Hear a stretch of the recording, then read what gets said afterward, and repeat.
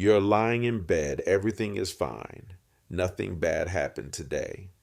And yet, your brain decides right now is the perfect time to remind you of that embarrassing thing you said in 2014, or that email you forgot to send, or the fact that you might be dying because you Googled a headache.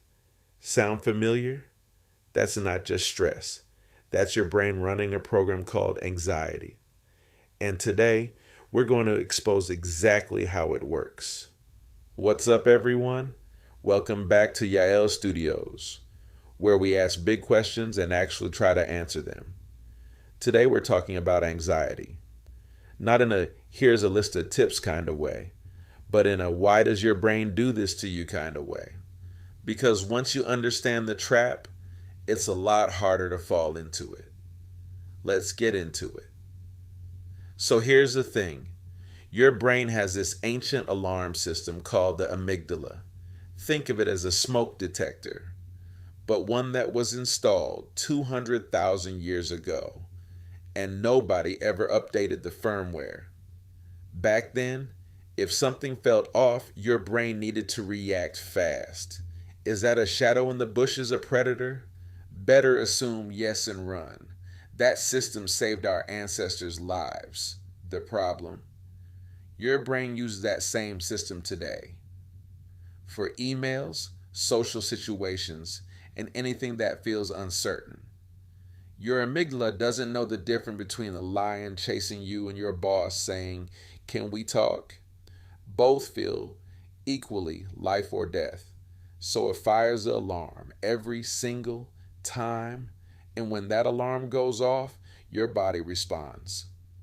Heart races, muscles tense, thoughts start spiraling. That's not weakness. That's literally just your brain doing its job badly.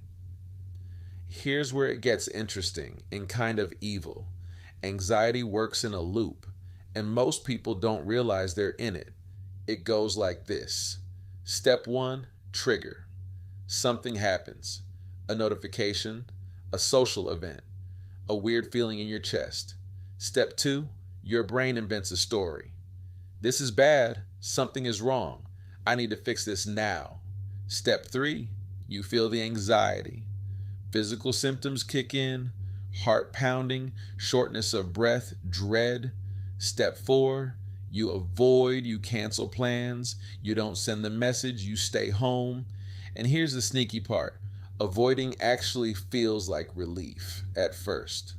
But what you just told your brain is, yeah, that thing was dangerous. Good call avoiding it. So the next time that trigger appears, the alarm goes off louder. That's the anxiety trap. The more you avoid, the more you confirm the fear, and the bigger it gets. Now let's talk about the actual lies, because anxious thinking isn't random. It follows patterns. Psychologists call these cognitive distortions, but I call them your brain's greatest hits. Lie number 1, catastrophizing. I made one mistake at work. I'm going to get fired. I'll lose my apartment. I'll be homeless. Your brain skips straight to the worst possible ending like it's writing a disaster movie. Lie number 2, mind reading. They didn't text back. They're definitely mad at me. Spoiler, they probably just forgot. Their phone is probably across the room. Lie number 3, fortune telling. I know this is going to go badly. You don't. Nobody does. But anxiety is very confident. Lie number 4, all or nothing thinking. If it's not perfect, it's a failure. Which means you can never win because nothing is ever perfect. The wild part? Your brain isn't doing this to hurt you. It genuinely thinks it's protecting you. It's preparing you for the worst so you're never caught off guard. The problem is it can't tell the difference between preparing and torturing. Okay, so how do you actually escape this thing? There are 3 things that actually work, backed by science. Number 1, name it to tame it.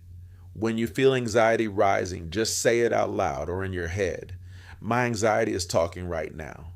Studies show that labeling an emotion reduces activity in the amygdala. You're literally turning down the alarm volume by naming it. Number 2, question the story. When your brain starts spiraling, ask, is this fact or is this a story I'm telling myself? They hate me. Is that a fact? What's the actual evidence? Most of the time, you'll find the story falls apart under basic questioning. Number 3, do the thing anyway. This is the hardest one, but the research is clear. The only way to shrink the fear is to face it, even while feeling anxious. Not because you stop feeling afraid, but because you teach your brain that the trigger isn't actually dangerous. Every time you do it scared, the alarm gets a little quieter. Here's the thing nobody really tells you about anxiety. It's not a sign that something is wrong with you. It's a sign that your brain is trying really hard to keep you safe. It's just working with outdated software. You're not broken. You're just running Windows XP in a 2025 world. The trap isn't the anxiety itself. The trap is thinking you need to get rid of every uncomfortable feeling before you can live your life. You don't. If this video hit close to home, send it to someone who needs to hear it. And if you want more videos like this, subscribe because we've got a lot more big questions coming.